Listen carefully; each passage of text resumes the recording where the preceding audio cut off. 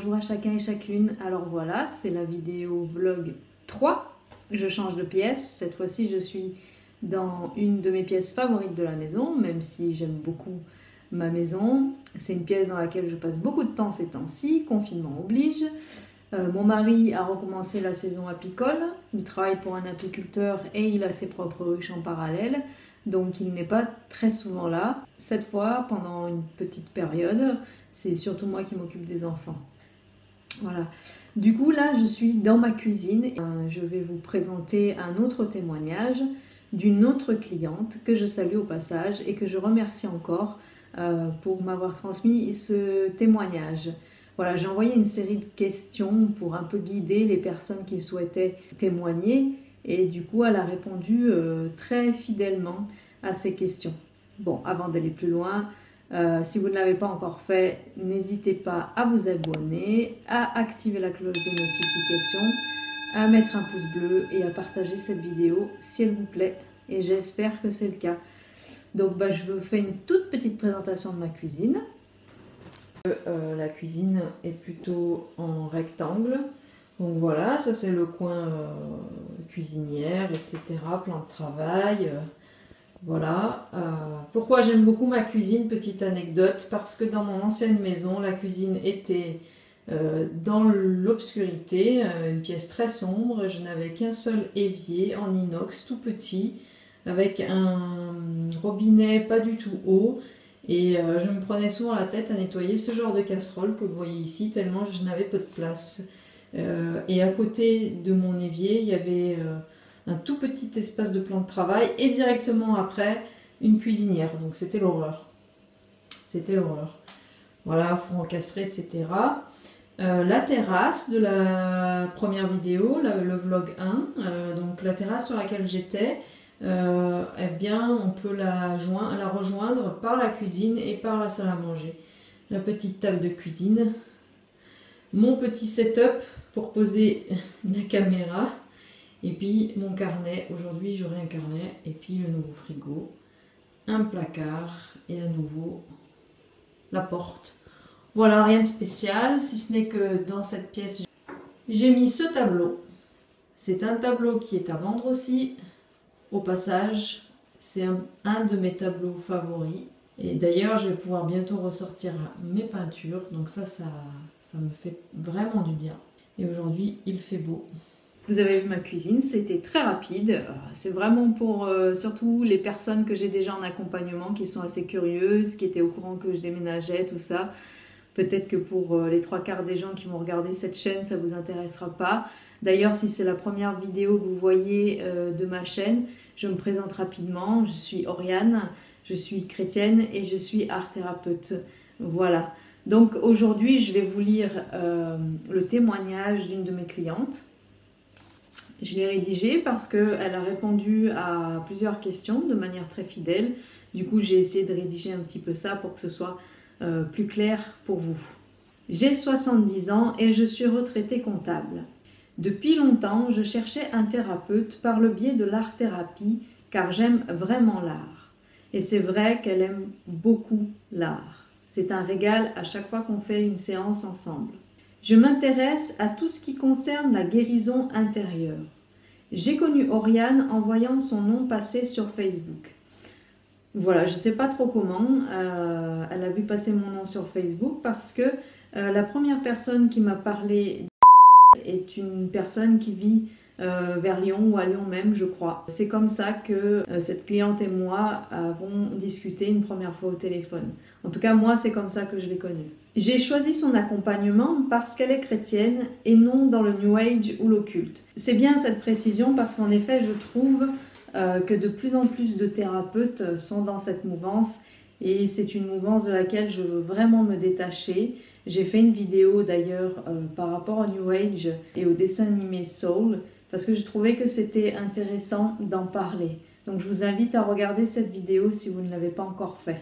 Les entretiens en art-thérapie m'apportent la guérison intérieure et la prise de conscience de ce que je peux réaliser. Et c'est vrai que cette personne a une grande créativité et a soif de créer, de produire.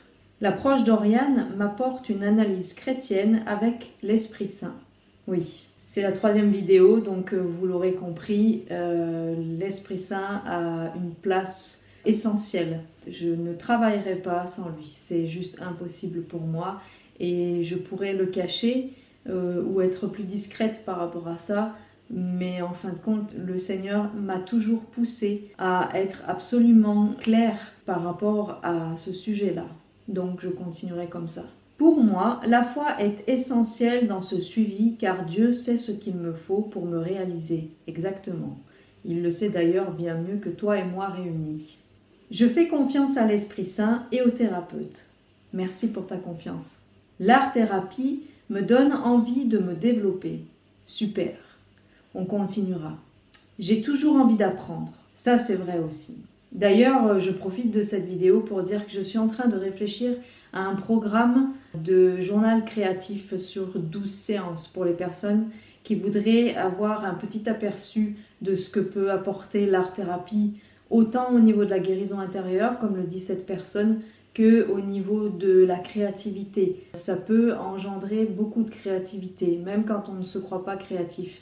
Et j'aime à dire d'ailleurs que nous sommes tous créatifs. Pas tous de la même façon, mais néanmoins nous sommes tous créatifs. Pourquoi ? Parce que nous sommes à l'image, nous sommes la réplique, selon certaines traductions, du Père, de Dieu. Et Dieu est créateur. Pour encourager d'autres à sauter le pas, je dirais que c'est un temps à part pour soi où Dieu nous révèle notre potentiel. Il révèle bien sûr un potentiel créatif, mais aussi un potentiel spirituel. Pour rejoindre un peu la vidéo d'hier, l'art-thérapie aide à révéler nos dons spirituels, nos compétences spirituelles, nos forces spirituelles. Mes ateliers préférés sont le collage, je confirme. D'ailleurs, elle aimait le collage avant qu'on se connaisse. La peinture avec les doigts en lâcher prise. Alors, qu'est-ce que ça veut dire la peinture avec les doigts en lâcher prise ? Et je pourrais même ajouter la peinture avec les doigts en lâcher prise, les yeux fermés. Ou la peinture avec les doigts en lâcher prise, les yeux fermés, avec la main avec laquelle on n'a pas l'habitude d'écrire. Entre autres ateliers. Donc moi aussi j'aime beaucoup ces ateliers de peinture, ce sont mes préférés, après la terre que j'ai évoquée hier, l'argile. Pourquoi ? Parce qu'effectivement c'est des ateliers qui permettent d'être effectivement dans un grand non-contrôle, où il n'y a que l'instinct et la créativité et l'Esprit Saint qui prennent les rênes.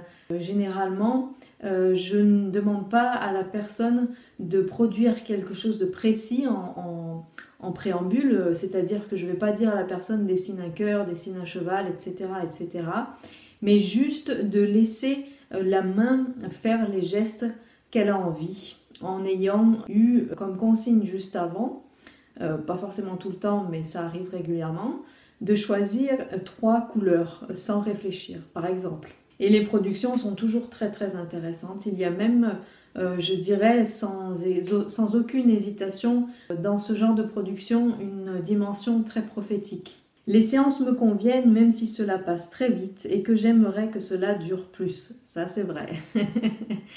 Elle aimerait vraiment que ça dure plus et c'est une personne qui a vraiment soif et c'est une soif qui est très communicative et qui fait du bien. Ça se passe bien par Skype, même si j'aimerais en faire aussi en direct avec plusieurs personnes. Moi aussi, j'aimerais en faire en direct avec plusieurs personnes, ici dans les Cévennes ou dans ta région lyonnaise, comme tu me l'as suggéré en visio hier. Voilà, c'était le témoignage du jour. Je remercie encore cette personne qui se reconnaîtra en voyant la vidéo, tout simplement parce que, comme tous les autres, tu m'apportes énormément et c'est très bénissant pour moi. Voilà, et puis avant de finir cette vidéo, eh bien, je voulais rendre un petit hommage à mon amie Karine Amorin, qui est décédée il y a un peu plus d'1 an maintenant. C'est une personne qui m'a apporté énormément de choses, plus que ce que j'aurais pu conscientiser au moment où elle était vivante et où elle-même pouvait le conscientiser. Elle a d'ailleurs fait quelques séances en art-thérapie avec moi et elle m'a encouragée énormément à continuer parce qu'elle m'a clairement fait comprendre, sans vouloir me flatter, que j'étais à ma place, que c'était dans mon appel et que je devais persévérer. Cette amitié m'a énormément apporté. La dernière fois que j'ai vu Karine, nous avons prié ensemble pour des personnes dans la rue, dans les rues de Genève, en Suisse. C'était la dernière fois que je l'ai vue, on a même pris une photo ensemble, on a prié ensemble et ça m'a fait énormément de bien de la revoir. C'est une personne que j'ai connue grâce à Dieu, c'est une amitié qui a été vraiment conduite par le Seigneur, voulue par le Seigneur. Ni elle ni moi ne nous y attendions. Il faut savoir que Karine était mariée et qu'elle est morte en accouchant avec son bébé. Comment nous nous sommes connus? Eh bien, en fait, par le biais de plusieurs amis, par la magie des réseaux sociaux, nous nous sommes retrouvés à un festival que j'organisais ici dans les Cévennes, vers le mont Égual, un festival chrétien. Elle a eu à cœur de venir avec son mari. Et puis, dès que nous nous sommes connus, eh bien, la connexion est vite passée, le feeling aussi. Très vite, de fil en aiguille, je suis devenue la graphiste de leur association Rasson. Moi, j'ai pu travailler avec elle du coup en tant que graphiste, parce qu'avant d'être à mon compte en tant qu'art thérapeute, j'étais graphiste depuis 2011. J'ai demandé au Seigneur de me dire s'il voulait que je continue ce métier parce que je commençais à en être lassée et surtout que si je continue, ce soit pour sa gloire, que ce soit pour lui. Et c'est à ce moment-là que Karine et son mari Thierry sont rentrés dans ma vie et que je suis devenue la graphiste de Rasson et des éditions Rasson. Mais au-delà de ça, il y a une réelle amitié qui s'est créée. Une réelle communion fraternelle, comme je n'ai rarement connu. Des amitiés comme celle-ci, c'est des amitiés qui sont rares et précieuses. Voilà, il y a une connexion qu'on n'arrive pas à expliquer et qu'on sait clairement voulu pour le Seigneur pour produire des choses, mais pas que des choses et des objets, pour qu'il y ait du fruit. Et cette amitié avec Karine a amené énormément de fruits dans ma vie spirituelle, dans ma vie en tant que femme aussi, et aussi dans ma vie de mère. Ça m'a apporté aussi une partie de ce que je suis devenue, de ce que je deviens. On ne peut pas dire qu'on n'est pas influencés les uns par les autres quand il y a une réelle communion fraternelle. Karine et moi étions très différentes, mais néanmoins, il y a quelque chose d'elle qui reste avec moi, qui m'accompagne. Cet amour, c'est cet amour pour les gens qu'elle avait, qui reste avec moi et qui, j'espère, transparaît avec les personnes que j'accompagne, entre autres. Et puis, elle avait vraiment l'amour des gens. Elle allait dans les rues, elle priait pour les gens. Elle parlait de Jésus autant que possible.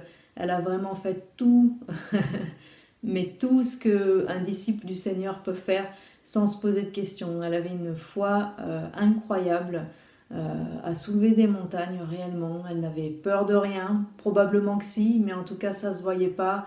Elle fonçait toujours, c'était une vraie fusée.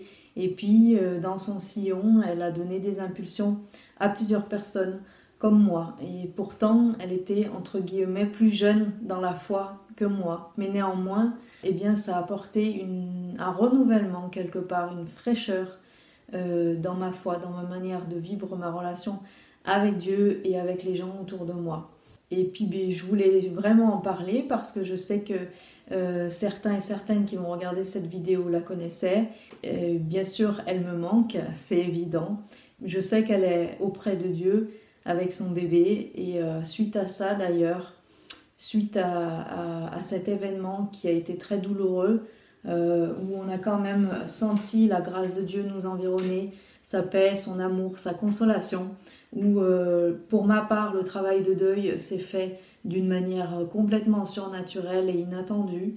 Eh bien, il y a eu des bonnes nouvelles et je suis presque sûre que c'est spirituellement probablement des fruits des prières de Karine, parce que Karine avait un immense réseau autour d'elle de gens qu'elle connaissait ou d'autres pas du tout, mais qui pourtant étaient dans son cœur. Et dans ma propre famille, eh bien, pas très longtemps après son décès, j'ai 2 belles-sœurs qui ont accouché et qui ont lu son livre Ma grossesse avec Dieu. Et une de ses belles-sœurs a d'ailleurs donné le même prénom, sans le savoir, que ce bébé, le bébé de Karine, allait porter. Et puis, je finirai d'ailleurs cette vidéo en parlant aussi de bébé, parce qu'un autre miracle, quelque part, parce que pour moi c'est un miracle, une naissance est toujours un miracle, mais dans ce cas-là, pour moi, c'est un énorme miracle. Ma petite sœur a eu un autre enfant, alors que son fils aîné a presque 15 ans. Et j'ai reçu les photos hier de ces deux bébés qui sont mes neveux. Donc, ce petit enfant s'appelle Samuel et il est magnifique. Et ça aussi, pour moi, c'est certainement pas que grâce à Karine et à ses prières, mais en tout cas, elle avait ma sœur à cœur et elle priait pour elle et pour son mari. Et elle avait la conviction qu'elle allait avoir un autre enfant. C'est une naissance miraculeuse. Ça montre vraiment l'empreinte de Dieu dans la vie de ma sœur, de mon beau-frère et de mon neveu. Donc au jour d'aujourd'hui, eh bien, en l'espace de quelques mois, dans ma vie, il y a 3 nouveaux neveux. Et j'en ai beaucoup. J'en ai beaucoup. J'ai une seule nièce, j'ai ma fille, et tous les autres, c'est des neveux. Donc voilà, du coup, pour moi, c'est un signe de bénédiction et c'est un des fruits des prières de Karine. Donc je m'arrête là sur cette vidéo. J'espère qu'elle vous aura plu. N'hésitez pas à la partager. Et puis, je vous retrouve pour une autre vidéo à un autre moment. Et je salue au passage Thierry. Je ne sais pas si tu regarderas cette vidéo tout de suite, mais je sais que tu finiras par la regarder. Allez, à bientôt. Soyez bénis.